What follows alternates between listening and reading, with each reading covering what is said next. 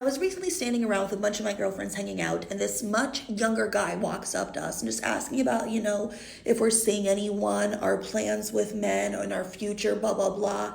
And he turns to us and he asks how old we were because we seemed to be a little older than him, which we were.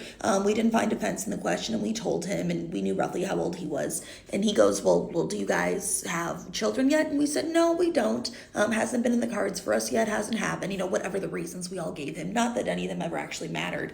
And he looks at them, well, you should really start thinking about settling down. You gotta find a man, you gotta find children, you find a man to have children with, you gotta have kids. You don't want to get old and find out that you're infertile or have a whole bunch of miscarriages, then all that waiting would be a waste. And we're looking at him, we're like, fucking excuse you? He's like, you gotta make sure, that you're in a good place to have kids now. You better start making sure that you're someone that, should be a good mom that someone's gonna want to settle down with. Number one, for some people, not having kids isn't the end of the world. Number two, living a life without children is not a waste. But number three, who the fuck are you? So I turned to him and I just went, cool. So when you're telling all of us that we should worry about being good enough, for someone to want to have kids with, what are you doing to make sure that you're good enough for someone to want to have children with? Because that's a two-way street, buddy. What are you doing right now to make yourself the best dad that you can be so that people are going to want to have kids with you so that when you find out when you get older that maybe you're infertile or that you may have some issues, your whole life is just not going to be a waste either. He walked away.